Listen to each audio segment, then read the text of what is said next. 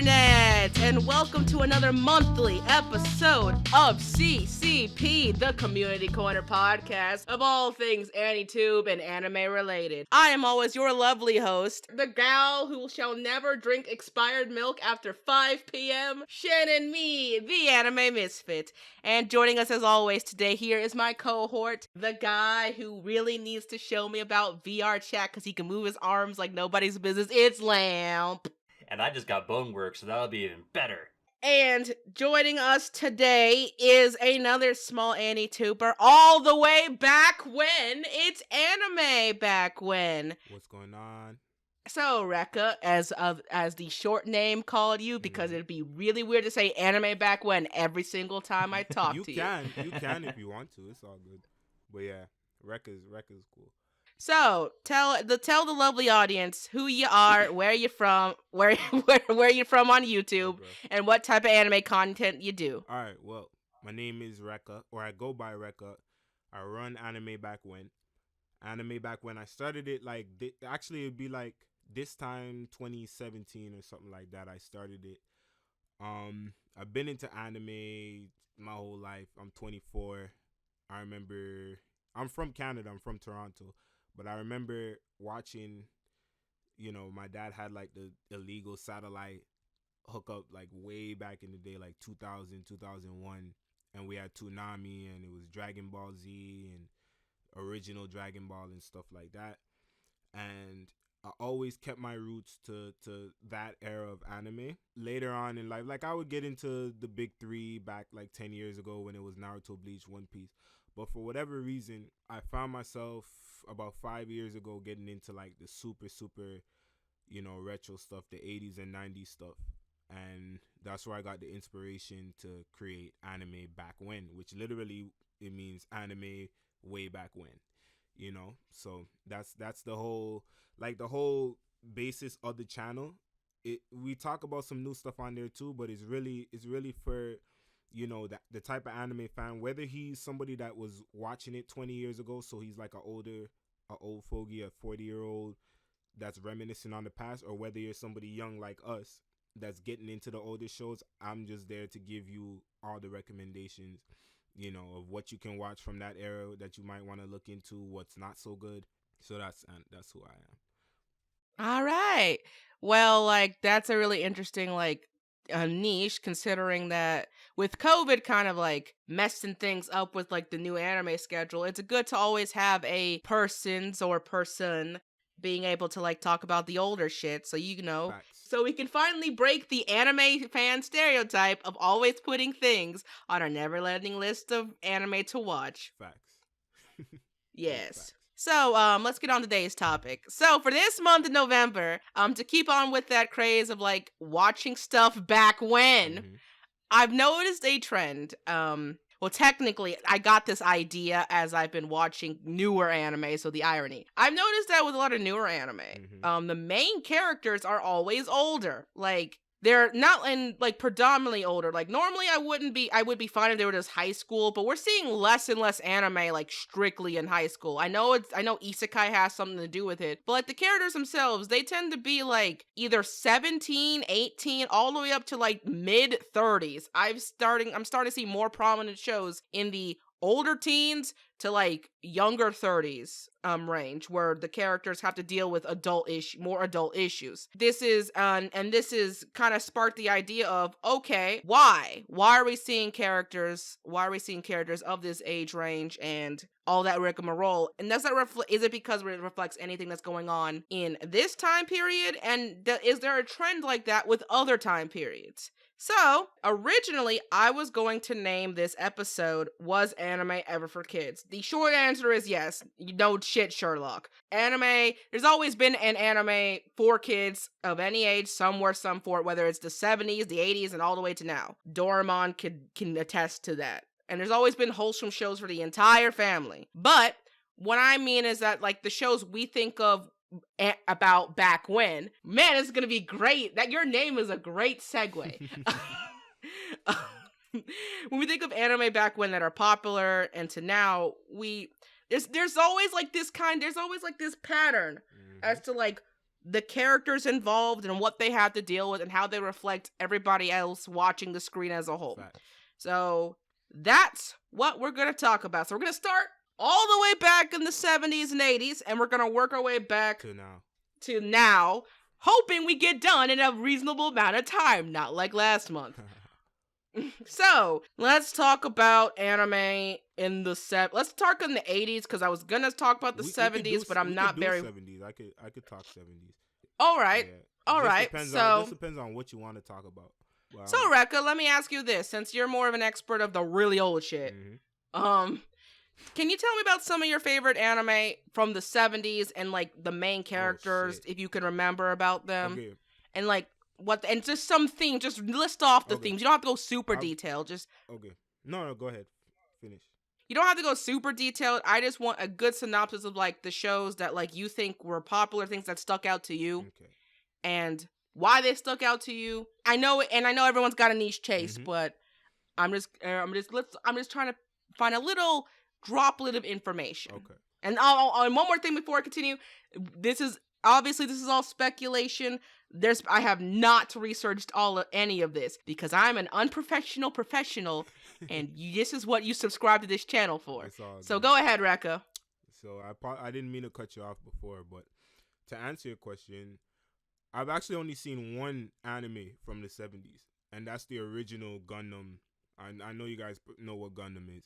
The original Gundam 0079 came out in 1979. That's the only 70s anime I've seen, but I know tons of other 70s anime from that time, stuff like Rose of Versailles and a lot of mecha stuff.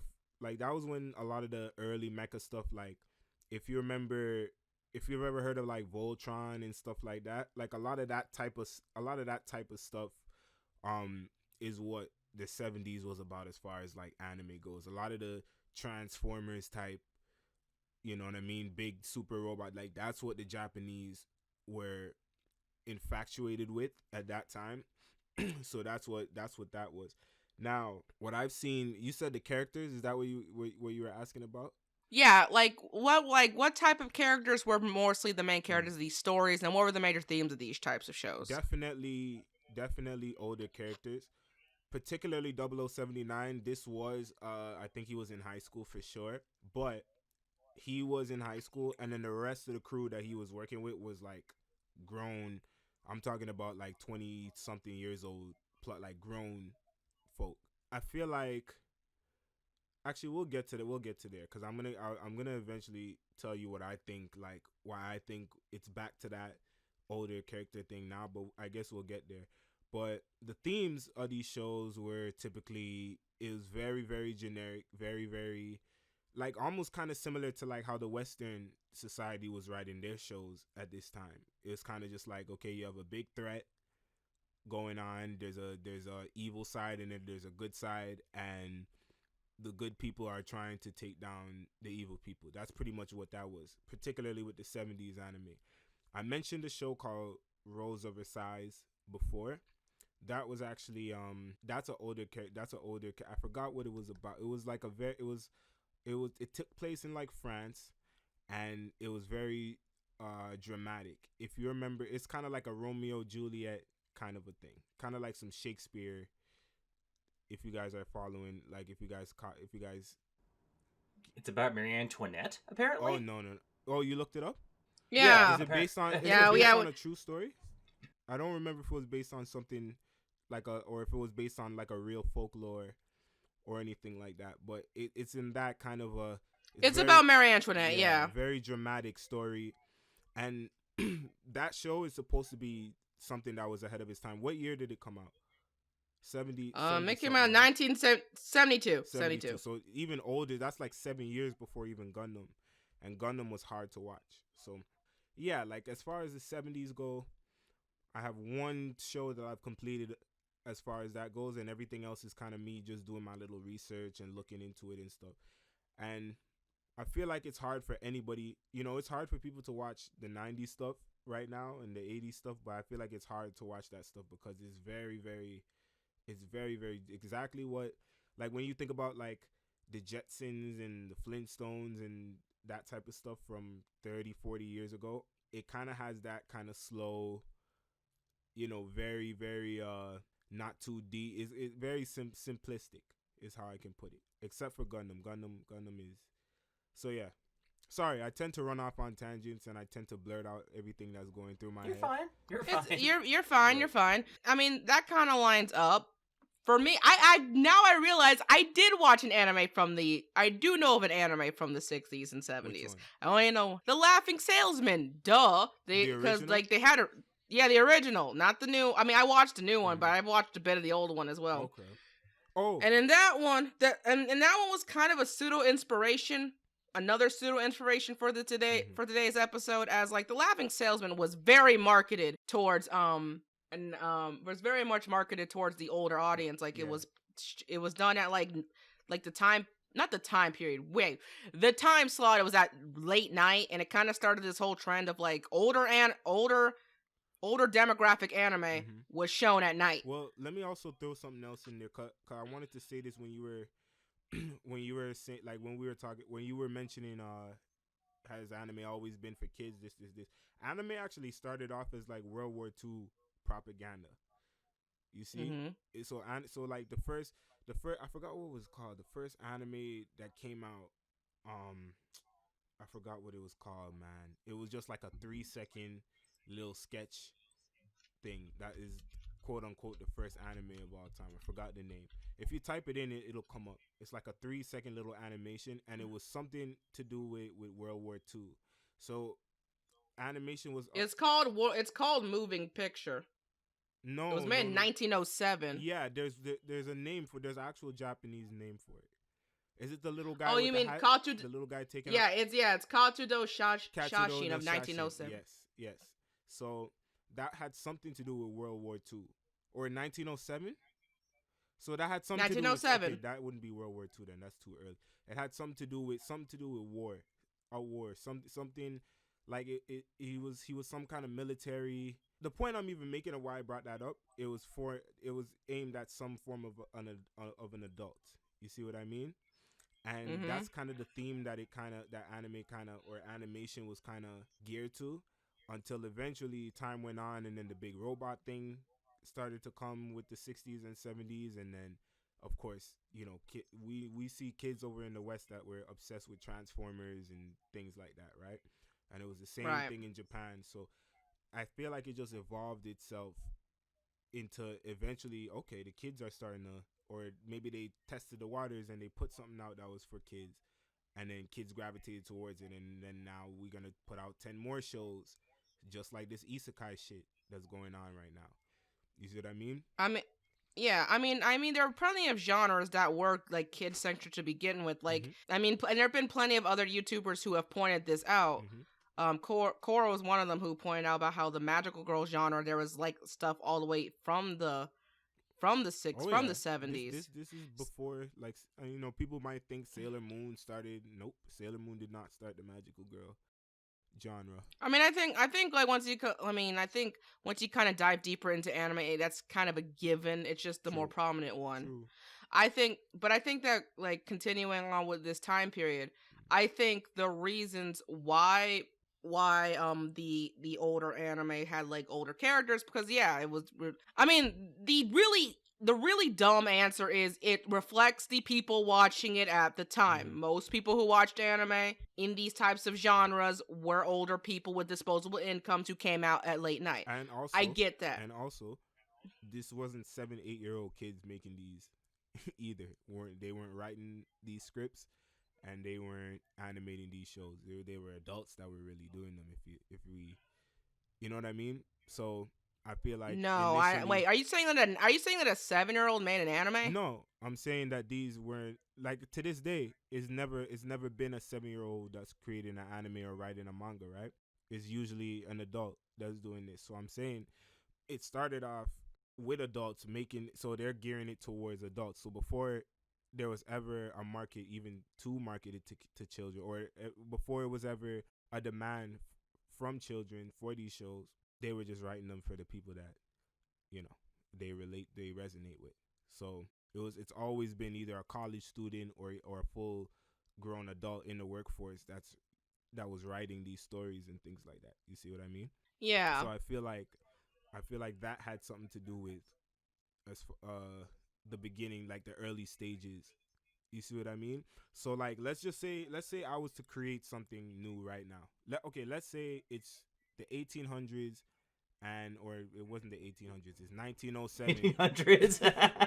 It's 1907, and I'm gonna create that same first anime that that you guys looked up with the little guy tipping off his hat. Let's say I created that, and let's say I'm a 26-year-old, 2 years out of college, right? Or I'm 4 years out of college. I think you graduate college usually at 22 if you graduate on time. So let's say I'm a few years out of college. I'm in the workforce, but I love doing art on the side, and I created that.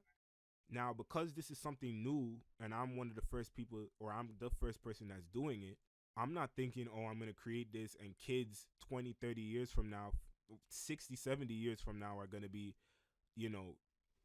they're going to eventually, or people are going to come and create after me, and then kids are going to gravitate towards this. I'm not thinking like that. I'm thinking like, okay, let's say I'm a salary man in Japan. You guys know what a salary man is, right? Okay. Oh, yeah. So let's say I'm a salary man in Japan. It's 1907.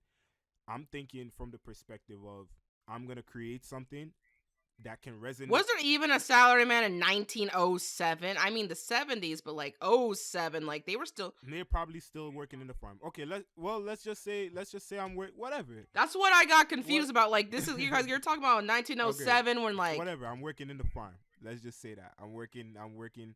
I'm in the Hokkaido region working in. I'm doing some crazy outdoor labor. Let's just say that, right? If I find a notepad and a pencil and I'm scribbling out this art, I'm thinking about the people that I'm working around that are my age. That's who I'm thinking about. So not to take it too far away from the topic, the point of why I'm saying this is I'm looking at this from the perspective of I'm just trying to, because remember, everything starts off as like a passion project.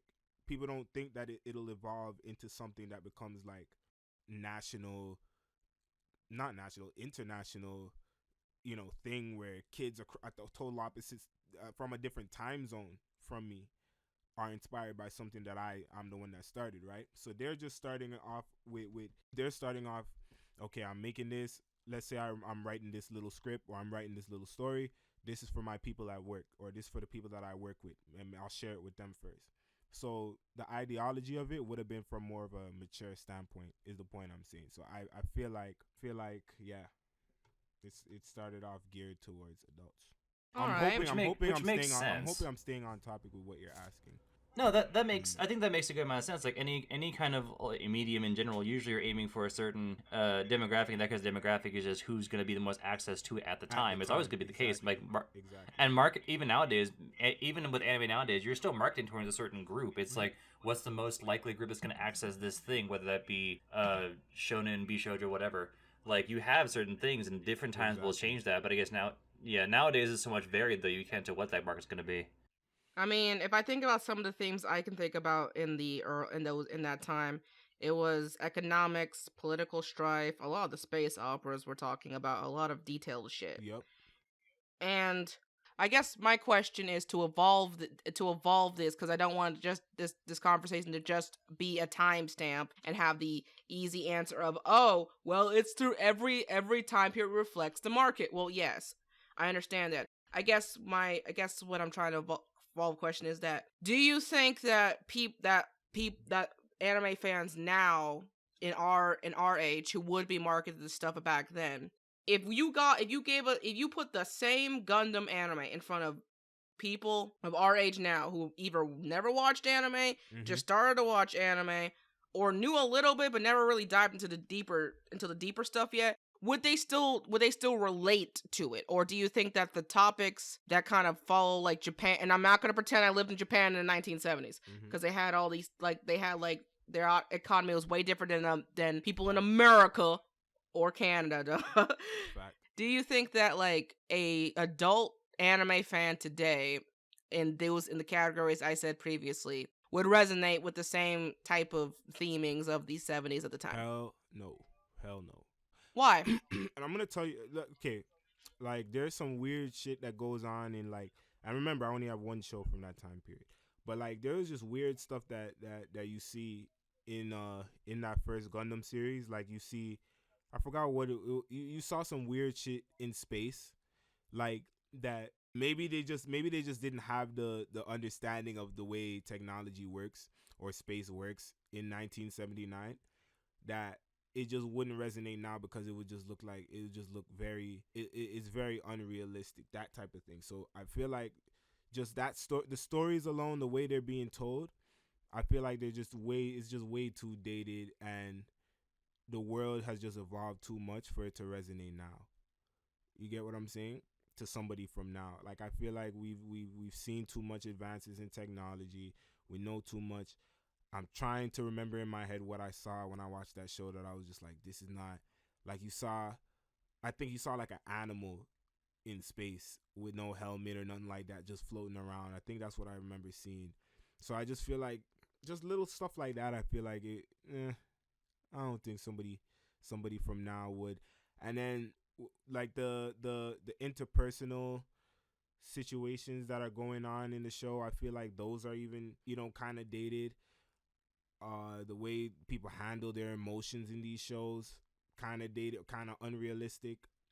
When like, for example, do you remember the last fight of Naruto before the original Naruto series, when Naruto and Sasuke fought? Which one? It was the last one before the episode 135, before the 100 episode filler. The big fight. You mean the one where they were fighting between the statues? At the statues? Yeah, it was the last fight they had before it went on the filler, before Shippuden. The big one. Because after that fight, that was the end of the canon. There were the two statues, and in the end, Naruto, it was a tie. But do you remember how emotional Naruto was during that fight? I haven't seen that in 10 years. Since I was like in 8th grade. That was when I watched it. I still remember, the one thing I remember about that is how it felt like real emotion and stuff. Like, you don't get that with the 70s anime, is basically what I'm saying. You get like this super exaggerated, poor acting. Even if I was to read the manga, I still wouldn't feel, you know what I mean? So I feel like that's why I wouldn't read. I feel like we've had too many, we've seen too many anime. We've seen the Dragon Ball stuff, all the emotion from that. We've gotten great stories with things like Neon Genesis Evangelion. There's a lot of, so I just feel like it just can't resonate because I don't know. It can't resonate now. It's too not advanced. Not to say not advanced.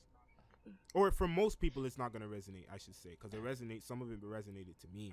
Let's jump 2 decades to the 80s and 90s. Yeah, I'm gonna put them both together. This is where I know exactly what the hell I'm talking about. So this is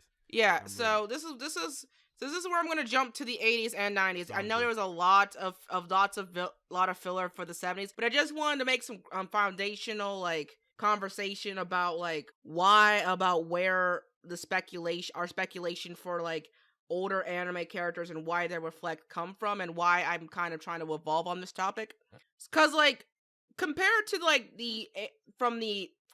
what you just said about anime in the 70s, and why older people of the same age group wouldn't probably resonate. I mean, you probably, who was listening this, might resonate, but I'm saying that why you think it's data, Recca. Why that doesn't happen for the 70s, why that doesn't happen in the 80s and 90s. In fact, the moment you hit the 80s, I feel like it's the exact opposite. It becomes something where literally there are so many anime, like, I don't know what happened, but like, they still had a lot of mature themes. Mm-hmm. But this is when they first really started to branch out to like different ages, okay. And even the ones with the same age of characters from the 70s mm-hmm. were a lot more well received. And I feel like anybody of the responded age groups now would like them better, like the 80s and 90s shit better. We'll get to and I'll talk a little bit more about the fantasy boom before we hit the 2000s, but like particularly the 80s and 90s as a whole, Recca. So what exactly are you asking? Like, are you asking? I'm asking what was the big change that made the 80s anime? I'm gonna list off some 80s that made it different from the 70s. Yeah, I'm gonna name off some prominent 80s anime. Okay. We're talking like Nausicaa Valley, all the Ghibli shit. Okay. Let's start. All the Well, Ghibli should happen. Akira happened mhm. in this decade. Vampire Hunter D, Dragon Balls got its start. Okay. Super Dimension Fortress Macross got its start here. Okay, so you see exactly all of what you just listed out. Mm-hmm. Those within itself is the change. Is what changed. Those within itself is what changed. So I feel like there was like a big budget because the anime market crashed in the 90s, which is hard to believe to me, which because there's so much great stuff that came out at that time. But the 80s was when anime was actually having its biggest boom, like as far as financially, right?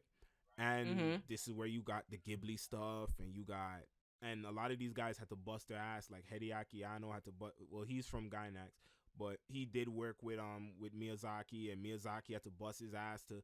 So a lot of a lot of what you just named out were guys that were trying to get their foot in the door during the 70s, finally manifesting the work that they put or seeing the fruits of their labor. And then they came out with these huge, just incredible, like the Ghibli stuff that you named. A lot of what you're naming, by the way, though, which is actually what I wanted to mention, is that these are all mid to late 80s stuff. Because the early 80s, I feel like it kind of piggybacked off of the 70s a little bit. So Was Dirty Pair late 80s or early 80s? I don't remember. Dirty Pair. Let me look that up right now, because you have the OVA, the original Dirty Pair, and then you even have Dirty Pair stuff that came out in the 90s. Yeah. So the first, like, so that's mid 80s. 1985 was the first series.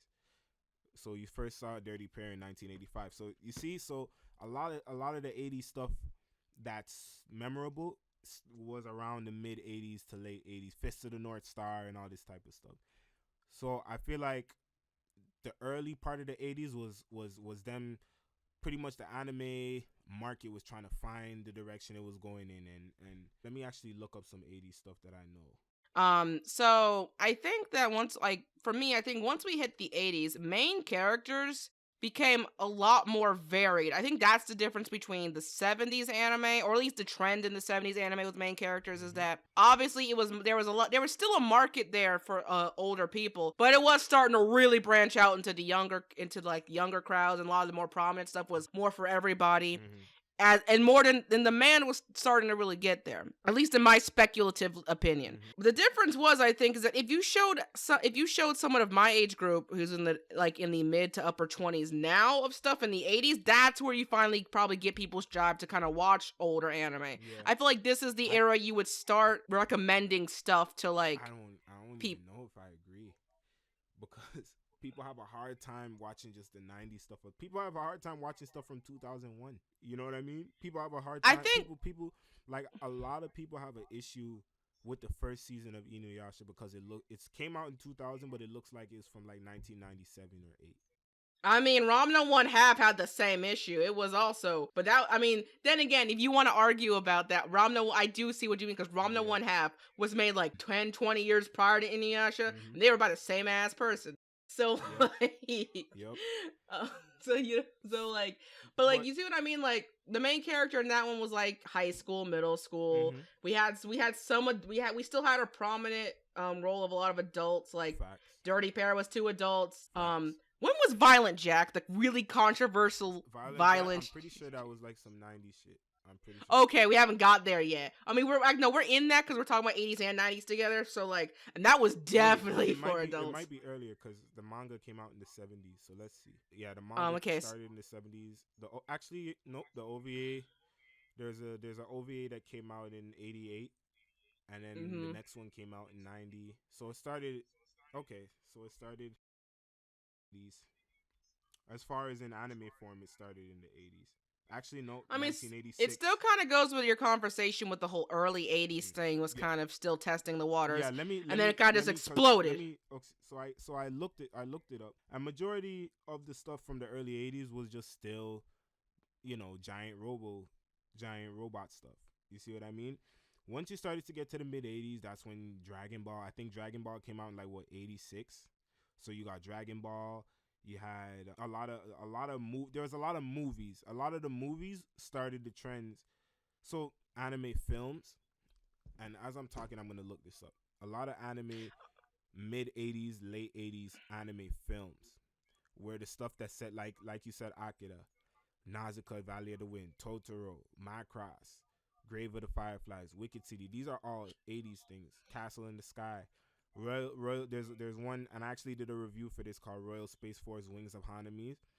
This was from Gainax. Gainax is the same studio that did and the same director that did Neon Genesis Evangelion, which I know both of you guys know, and Yeah. and Gurren Lagann. If you guys didn't know that, Gurren Lagann. So like, you see, so the setup for a lot of this stuff started in the 80s. Even though people don't know Royal Space Force, and even though Ghibli kind of gets treated like it's Ghibli almost gets treated like it's not even anime. You know what I mean? Ghibli gets treated like its own version of Disney. Well, I think that's kind of it's in its own caliber. But regardless of it being in its own caliber, that was the see, because you have to like once you get a movie like Nausicaa Valley of the Wind, right? If you look at how that movie looks, what year is this? 1984. So that's early 80s. Once you get a movie like that, that pretty much is where you start to say, okay, now we have to start. How can we make anime series that are on this level?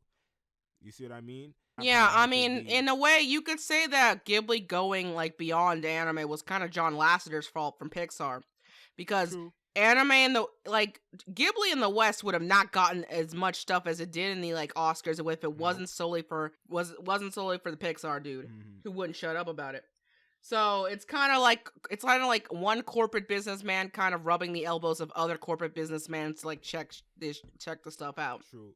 But that being said, like.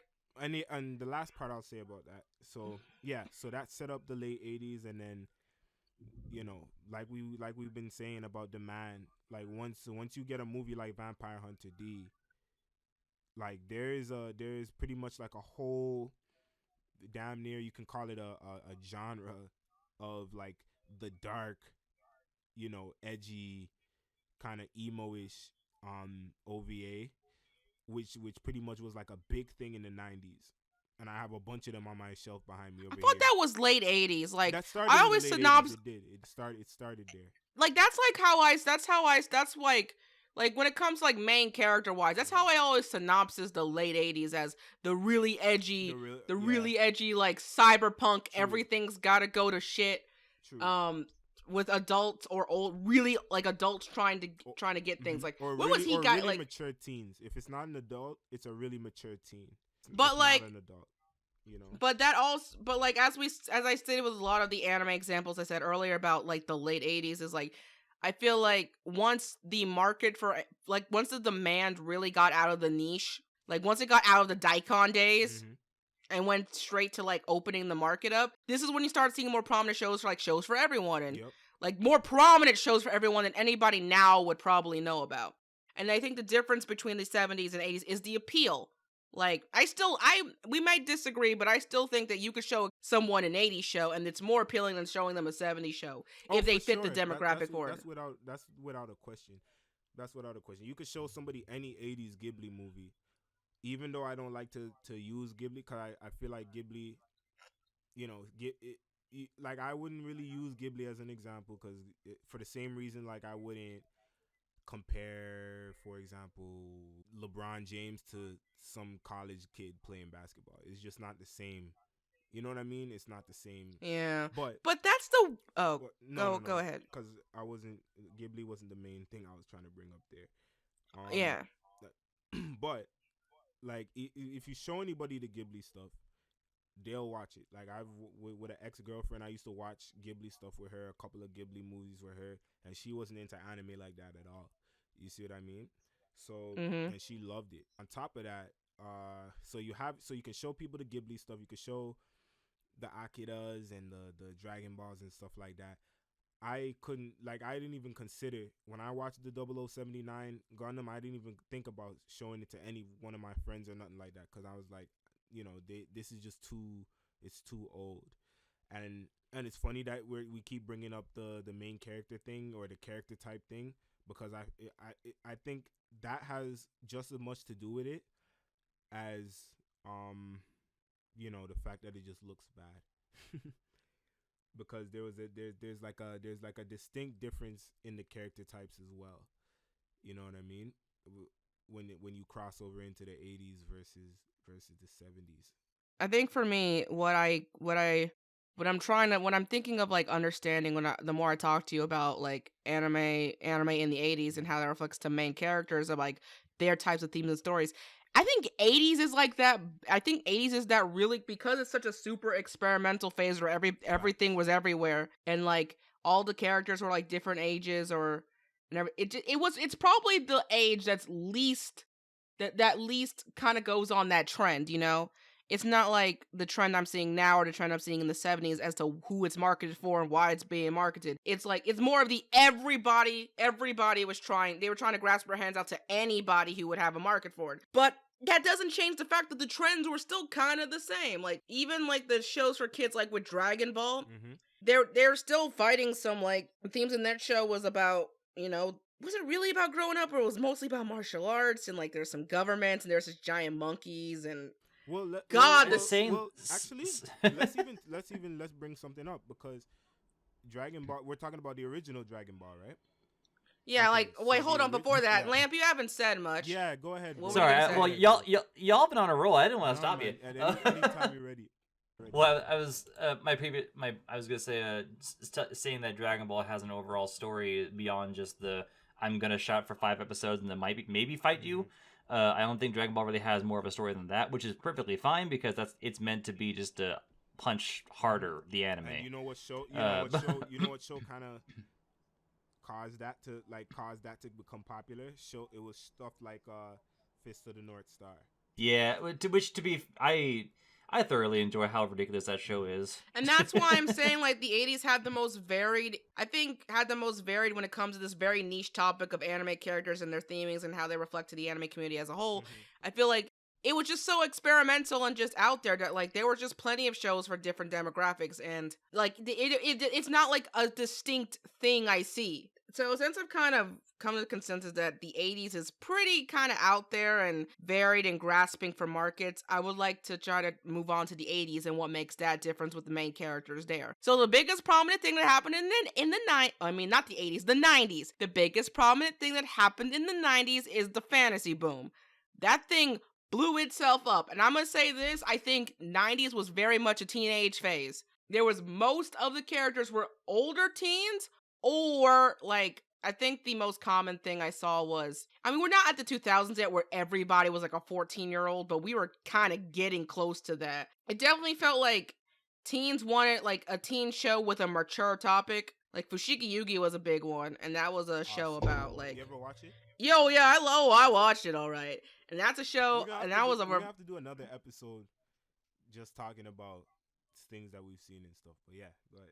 So, the 90s, the most prominent thing about that was the fantasy boom, at least to us otaku in the West. And how, like, everything was kind of exploding. We were starting to get dubs over here officially, ? I know the fan dubbing community was pretty much exploded by this point, and people were starting to get interested in dubs. But the 90s is like where I didn't explore the 90s until later because I was a 2000s kid, but like with 90s anime, it really felt like the teen era. We had shows like Fushigi Yugi, we had Sailor Moon. There was a lot more stuff. It was very much more prominently female, not more prominently female, but compared to like the stuff we've talked about before, there was a lot of shows for girls, and the demographic was getting wider even still, but it was more focused to like, hey, adults aren't like they weren't like stuck to like showing shows specifically at night. Now they still have the shows at night, but now they had shows during the day and stuff after school, and now girls wanted to watch these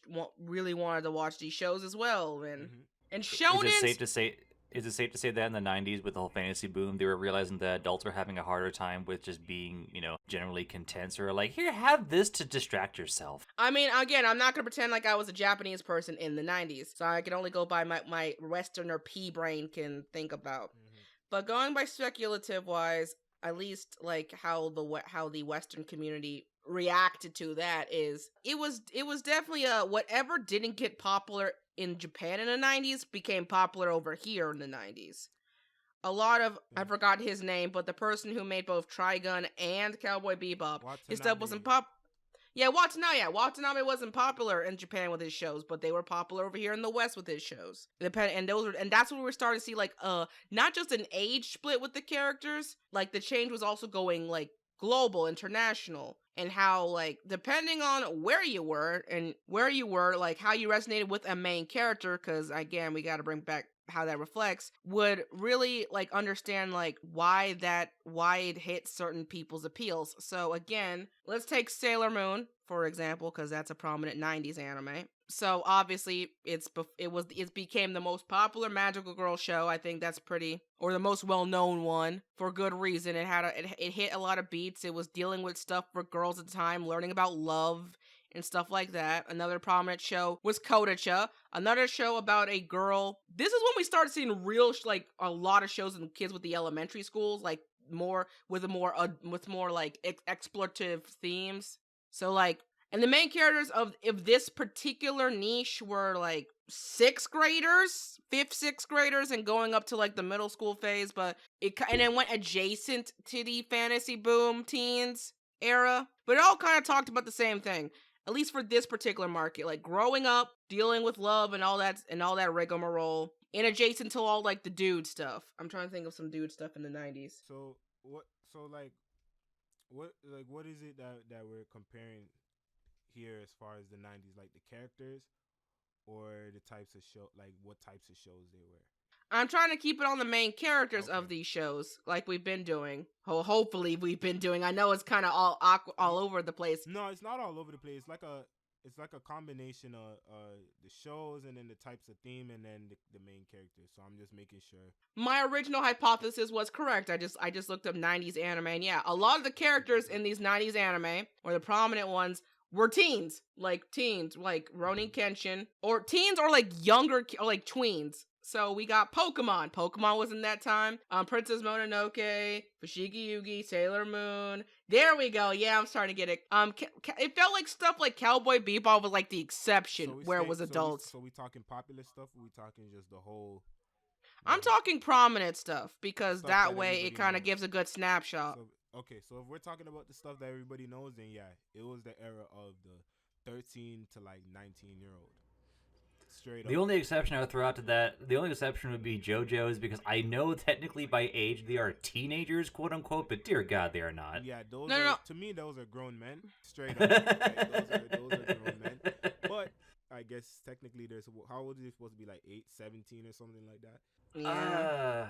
I think I swear JoJo was like high school age. I'm not counting the only reason I'm not counting JoJo's is because the anime didn't come out too much later. No, there was an anime actually. There was an original anime? Well, look at me. 1993. Yeah, but realistically, I mean, do we really want to count that? It's like no, JoJo's his own. But that brought me to something. Okay, what I've noticed is that so Trigun and Cowboy Bebop. I don't even know if Berserk was popular in Japan, because I could be wrong. It probably is popular in Japan. I don't think that show was popular. I think the manga. I don't think that TV series was though. Popular in Japan. It was popular here when people. Yeah, but like that's the thing. What does all three of them have in common? They were popular here and not over there. Okay, besides that. And they're grown. Like these are all. Yes, the main characters were adults. Mm-hmm. So, and if you compare that to the trend of the 90s, and again, this is real big speculation, so big hint. Like, it seemed like the shows that were kind of overall popular were shows with main characters as teens. And the whole growing up narrative and like learning about love. Now that things kind of open the doorways. While shows that were more for an older audience, or that caliber of disposable income, it was either more popular in the West, like it still was popular, but it was either more popular in the West, or it was the outlier.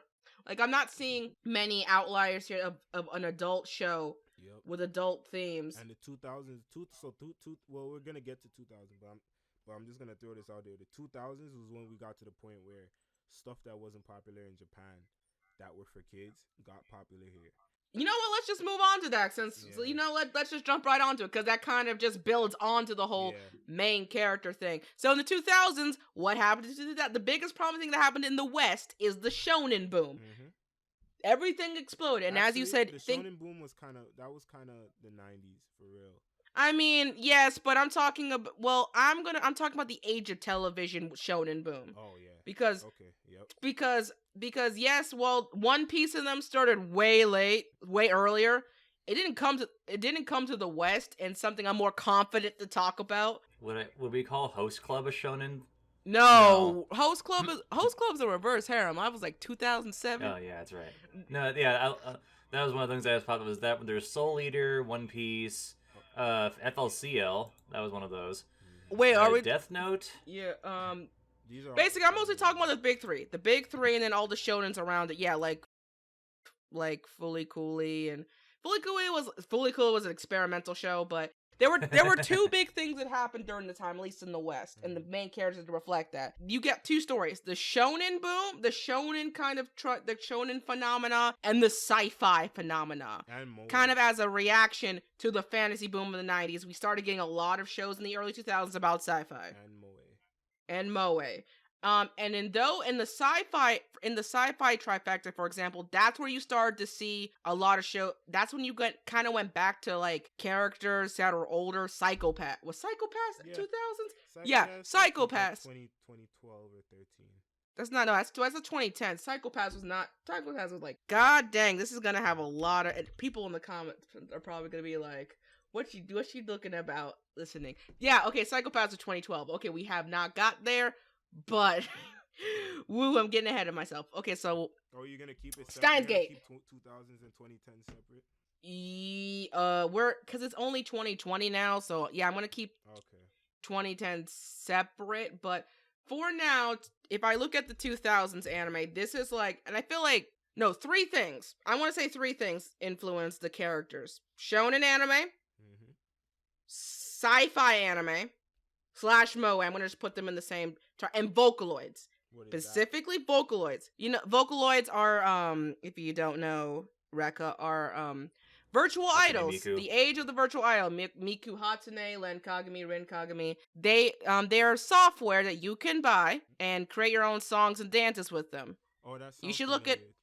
You should look it up. You should look it up at a time. I know a lot of old people. I mean, Chobits, I could see it definitely being influenced by something like that. Yeah, so like during that era, Chobits, like Chobits is that show with the USB, where she like in. Yep.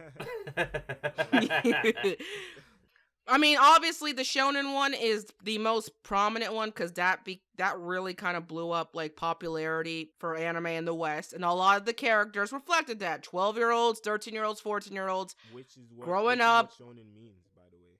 Yeah, yeah, like facing adversity. It was no longer. It's a very big contrast from the 70s shows. Growing up, trying to like metal friendships. It was also it wasn't really a reaction to shoujo anime, since shoujo anime also was still prominent, but it was more of a focus head as to why, like, about where the market was, at least, and now the market has kind of fully went to the West as well.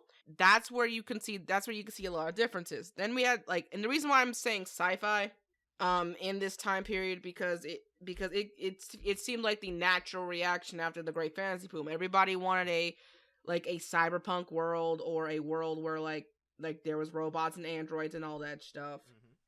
Unless I'm talking out of my ass again. I mean, to be fair, Ergo Proxy came out in the early 2000s or 2006, and that show was definitely sci-fi, but was it dark? Yeah, like Paprika, like some prominent shows that had like a sci-fi element was Paprika.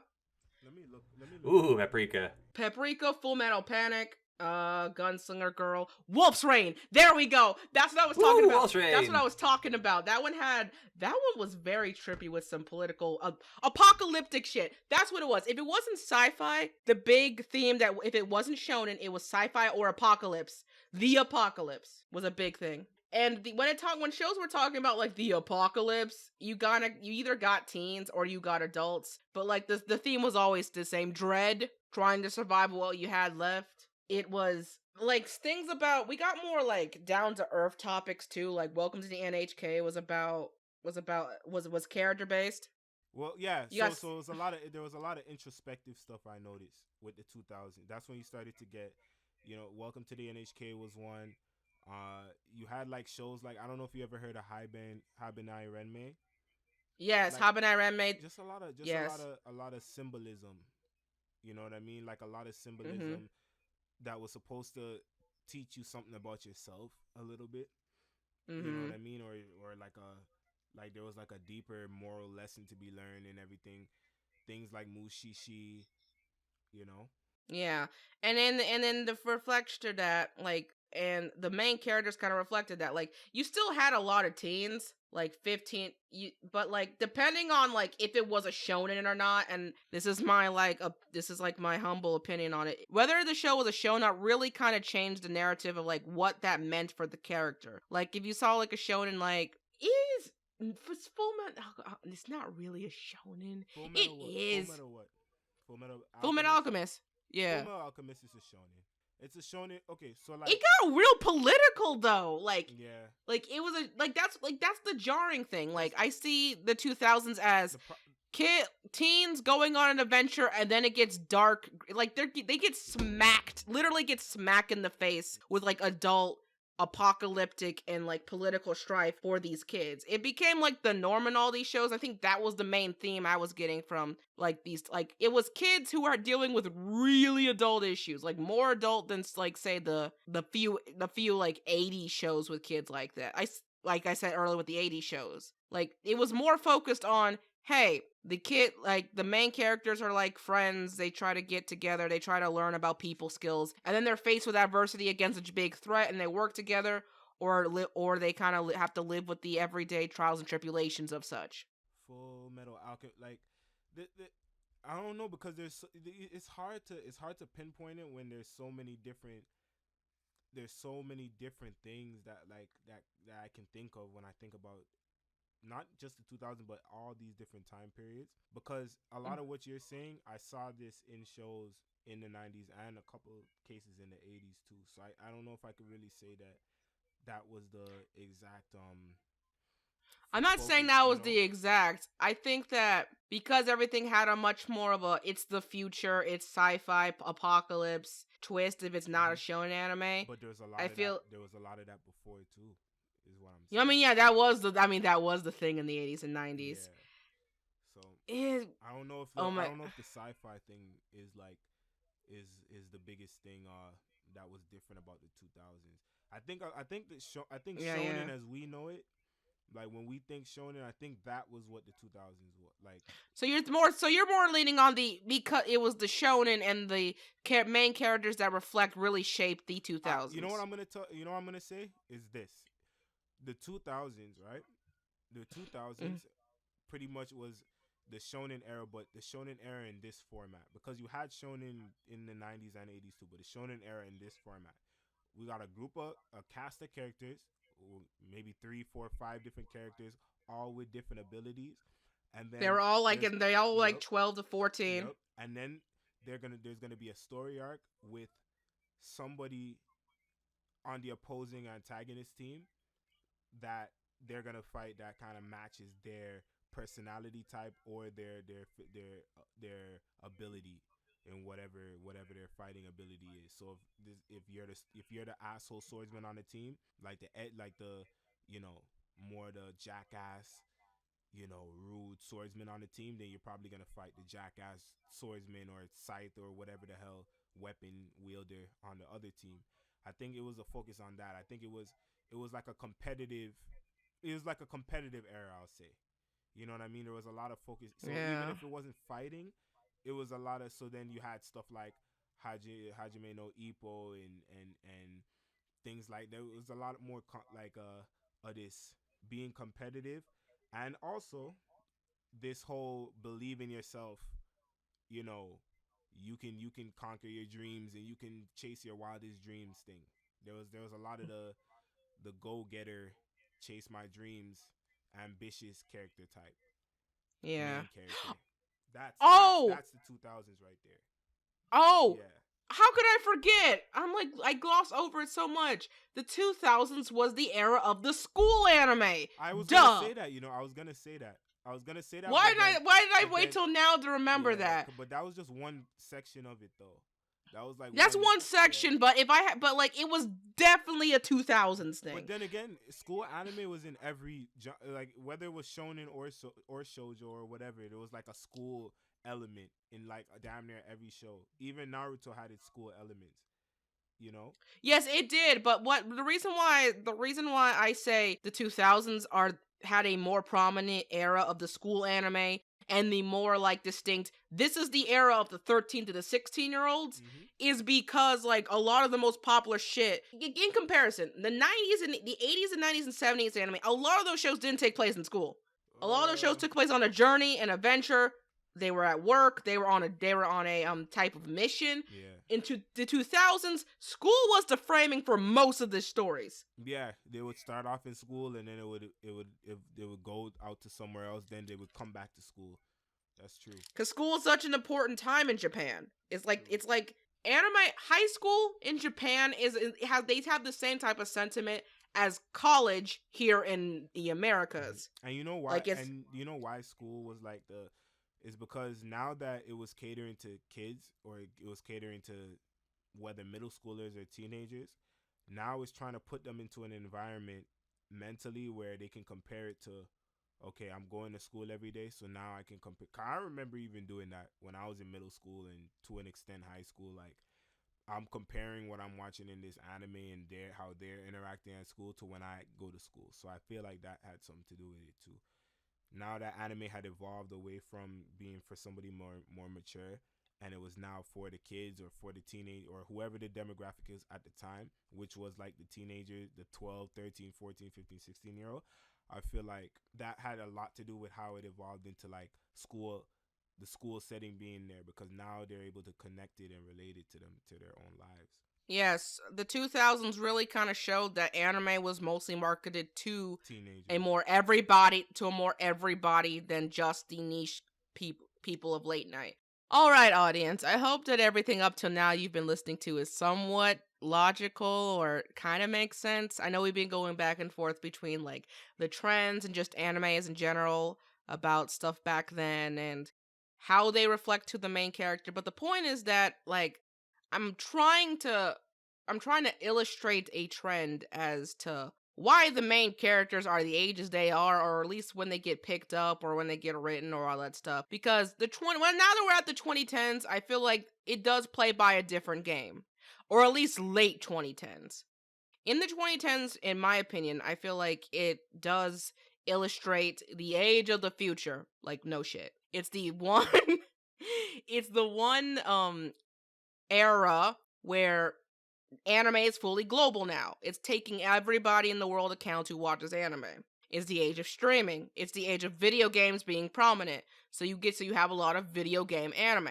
The difference is with global like conscious comes global problems. And I feel like certain global instances that have directly affected Japan has directly affected the type of shows that get picked up. Hence why we're just now in the 2020s, like in the first ages of 2020s, seeing shows where characters are back to being older again. But we'll get to that point. So if we get to the early 2010s, the most prominent shows are Sword Art Online, Attack on Titan. We're still kind of off on their teenager sting, but the teenagers are like 15 or 16 now. Original, Hunter 2011. 20. Oh yeah, then there's like Hunter. Then we get. Oh yeah, it's also the age of reboots. Reboots were a big. Reboots were like stuff in our nostalgia boner. There was also the small age. This was around the mid 2010s. There was a small pocket, like maybe 3-4 years, where it was there was a lot of playing going on using like this whole depression thing. So you were getting a lot of the edgy, I'm depressed, I'm dark kind of main characters. So you went from like your Gons and your Narutos and guys like that to like the Tokyo Ghoul, main character and Yeah, the where, Tokyo you know, Ghouls, the Errands, who was like, fuck the world. that those type of main characters. So there was You got a lot of loner gamers that who too. sat. Hmm.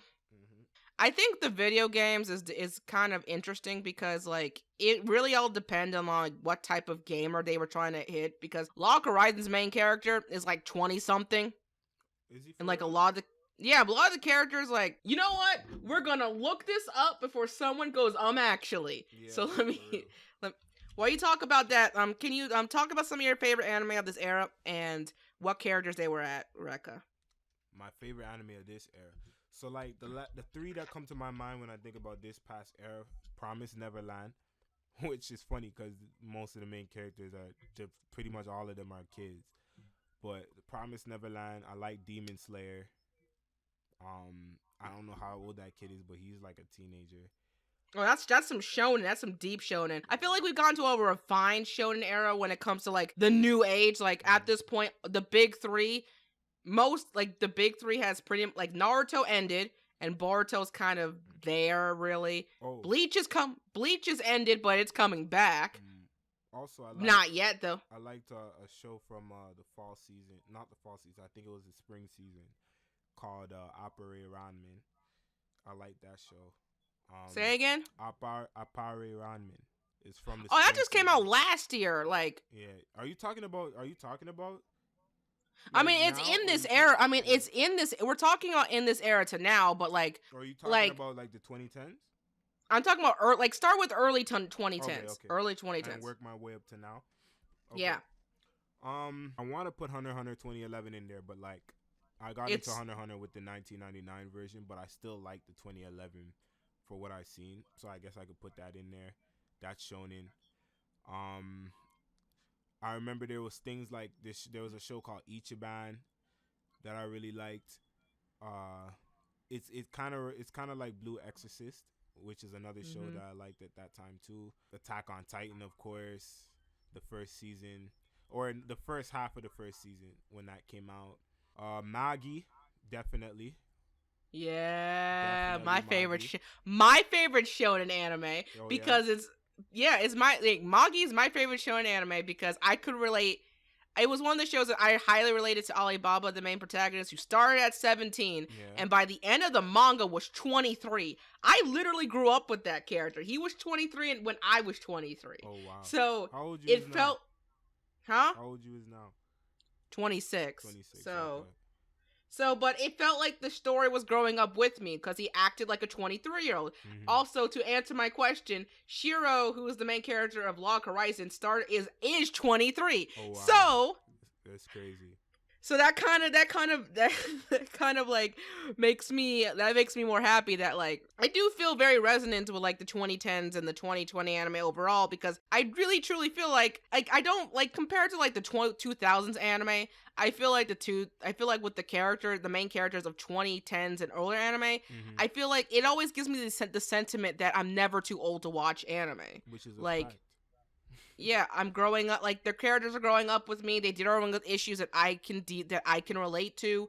Like I felt like in the 2000s, like it definitely felt like you know how every anime fan goes through a phase when they first become an anime fan. Like they get overly giddy. Then they have first con syndrome. True. I remember my first con until like 10 years later. But yeah, like everybody goes through some sort of first con syndrome. I definitely did. I was terrible in my teens, first con syndrome. But like after I got older and kind of like, you know, mellowed out, I was definitely looking for shows of my age, and I mean not my age, but I would be happy to find a main character who was older, so I didn't have to worry about it. But in the early 2010s, yeah, there was just like this depression phase. That's a fact. I don't think it was the early 2010. I think it was more like 2014. Like going into the mid 2010s, you know what I mean? I think 2011, 12, 13. I think we were still in this happy-go-lucky shonen. It was more like when Sword Art Online dropped. I feel like that was when like it moved to like shows like you die in the game, you die in real life. But shows with like lots of dread. The Dark Magical Girl era started in this era with Madoka Magica. Yeah.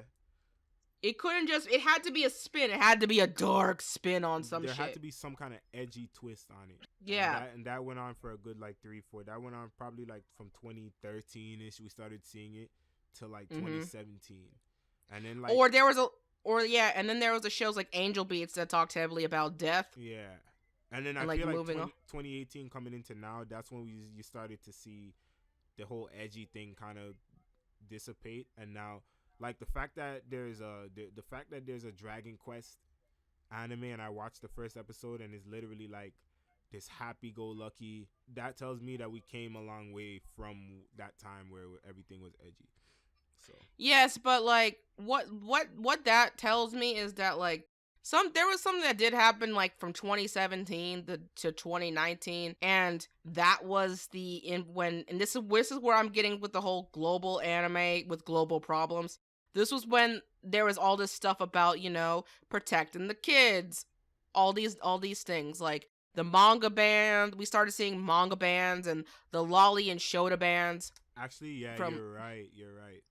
Once I feel like in my opinion, that was a significant turn.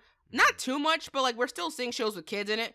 But like it definitely like kind of steered towards what shows got picked, what series got picked up for anime. Hence why I think now we're seeing a lot more. This is why I became hyper aware of shows of characters in their 30s, or like they're office workers, or. And I think that has to do with the age of streaming too. Like Kobayashi's Dragon Maid is about a 25-year-old going to the office and back with characters in like thousands upon years old. Yeah, because I wasn't following at this time. I wasn't following what was going on in like the anime industry, but I was watching. There's a guy called Bob Samurai that I was watching and I watched, and he was always giving the updates, and he was always coming with these like articles, these rare articles from Japan.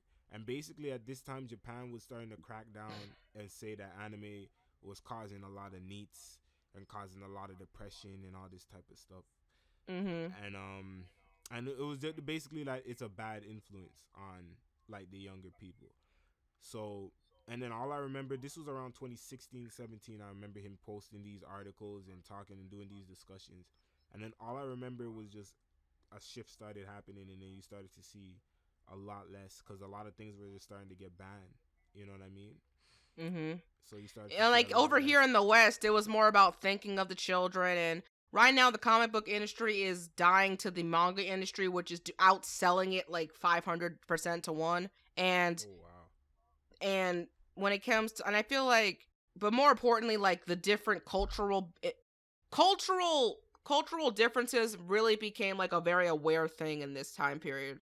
So like, you don't think they felt just they were under pressure and they had to change? Because if it had kept going the direction it was going in, it would have not, a lot of things would have not been aired on TV or been put out. Here's the thing. There's another thing. TV's pretty much dead at this point, so they don't have to cater to TV networks. No, but in Japan. Oh, in Japan. Yeah, because remember, in Japan, it is no go on Go anime, or I know they shut down Kiss Anime, but there is no Go anime or Naruto or any of that to watch. It's like you have to either watch it on TV, or there's different streaming services and stuff like that you can do. My question is like, how is that pertaining back to like characters getting older or younger? No. I'm talking about. So yeah. So with what I was just saying about the edgy characters and things getting banned and this, that, and the other. What I was saying about things getting cut off of TV, how it relates back to the characters and stuff like that.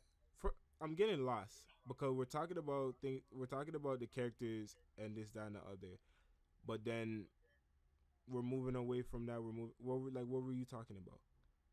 I was saying how my speculation was that around the mid 2010s, right, when in the West, because I'm more resonant with the Western anime world, when lolly and the shota bans were starting to happen and we had to think about them children, and anime was getting, like, right now anime is being targeted for like its ecchi content and all that stuff. Okay. We're seeing we're seeing more things get picked up, at least seen over here in the West, of anime characters, of shows with anime characters that are significantly older. And I do think that there is starting to get, and I think the crackdown is over in Japan too, not as prominent over here. They're trying to stop like the Americas from censoring their shows for the West. But I think that in general, that type of like direction, also because of the topics like with the more the shows about apocalyptic depression and mental health and mental health, kind of like there's like more shows about mental health and like really serious, like I don't know if that show was 2010 though.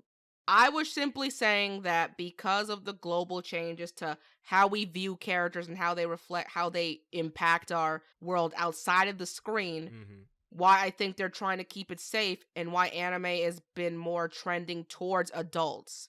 On a lighter note, I think that it's also trending upwards towards adults nowadays, like with Interspecies Reviewers being a prominent example of a show with just adults in it, is because streaming is because it's the age of streaming. They don't have to really cater to TV anymore for both audiences, Japan or the US. And since anime is in Japan, like they kind of can just, there's a lot more wiggle room to kind of make anime cater to certain age groups. At least when something gets licensed over here in America, it's a lot safer when the characters are adults. But that's not the sole reason. Like it's still the age of like the future and mental health and shows that kind of talk about the psyche and the depression of how things kind of get bad but then might get even worse. Tokyo Ghoul, the edgy stuff, Tokyo Ghoul, Attack on Titan, heck, Sword Art,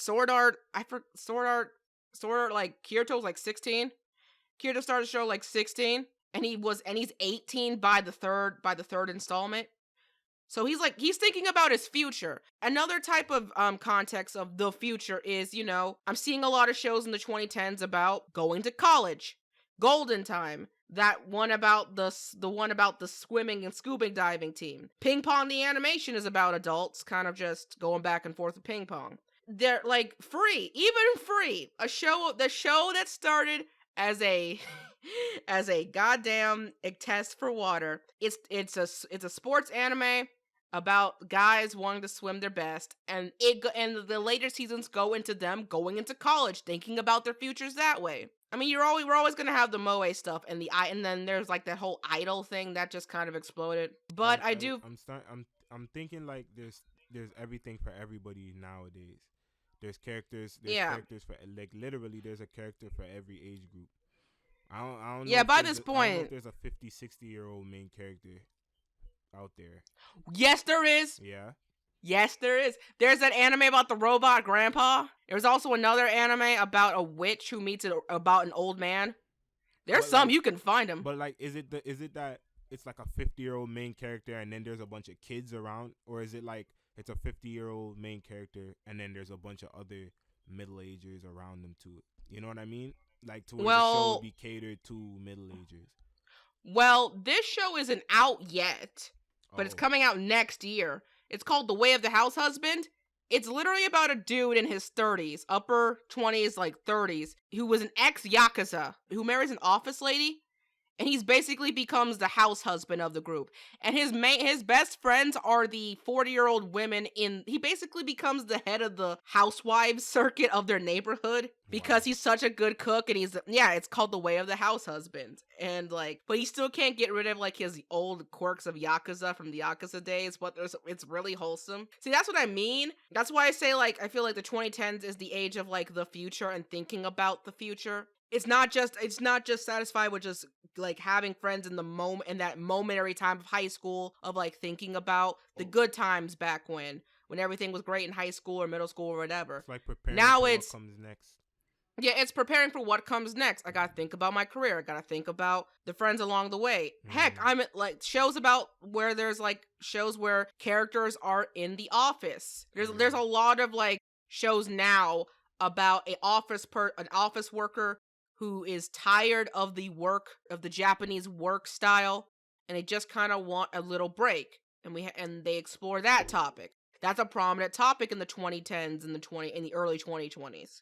That's why I do think that we are back to a focus on older characters, because there's a lot to now. Like you said, an older character to think like that, or to portray that message.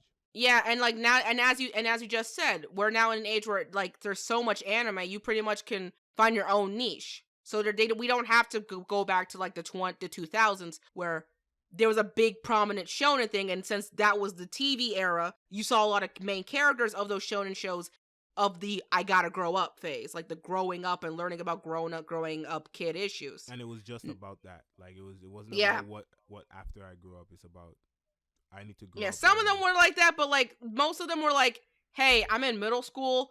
Like sometimes a show would end in middle school in the 2000s and it'd be going to high school. That would be the climax. Here it's like, no, you have a good, prominent, healthy amount of shows that start in college.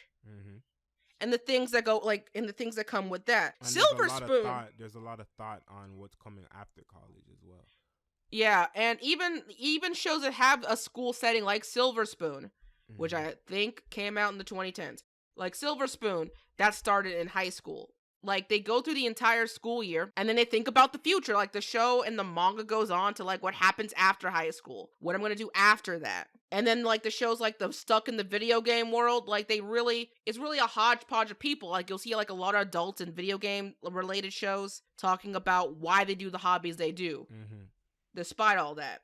In conclusion, as weird as this entire video of jumbled up ideas have been, I do think that where we are now in anime and how those main characters reflect who we are as a community is important. I think there is a trend that does exist, and I feel like now in the age of like as we go to 2010s, I'm kind of very excited to where like anime characters go and how they reflect the anime community as a whole. Do I think they're just going to get older and older? No. I think that we're at a good point where like streaming is an option. No one was watching TV. No one feels obligated anymore to kind of stick to TV standards. I do think that's going to be a trend that rides around. And that's why, and I think that because of things like the Lolly Shota ban and this whole conversation about cultural differences in how the characters are portrayed, we're going to see more shows again with the older teens and the adults. That doesn't mean we're not going to see anime with kids again. I think that the shonen shows now that do have kids in them, like My Hero and Demon Slayer, are being thought with a lot more. It's a lot less focus on simply, hey, we're coming together. Like Demon Slayer has a mission. They're trying to take all the demons out. Attack on Titan is started where all the kids were kids and they time skipped to teenagers. They had a mission. I feel like there's more of a finesse to what these characters are going to do with their lives and how to like expand these lives into big franchises. And then like compared to all the characters of older generations. But yeah, that's basically what I got about that. Does anybody got any closing remarks on this topic? We need to have an anime that's set prominently in a retirement home. Yes. I mean, in a retirement home. Specifically for the elderly people, all the characters are like older than 80, and that is the whole point of the show. And that would actually be great.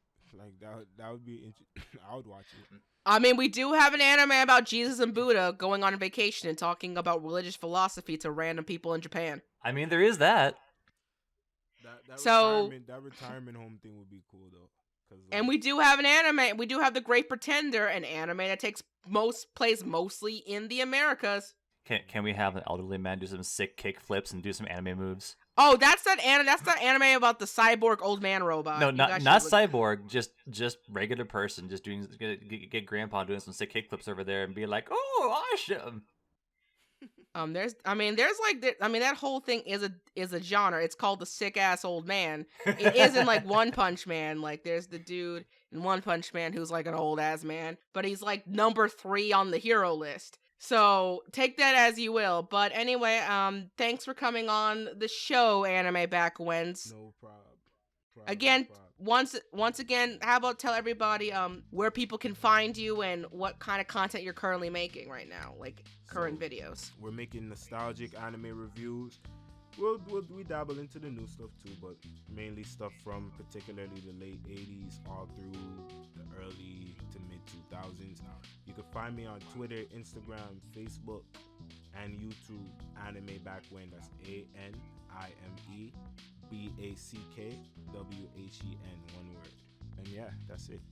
All right, so It's about good. We're at time. I'm feeling pretty Gucci, and Lamp owes me a bagel, so we're going to head it out for the night.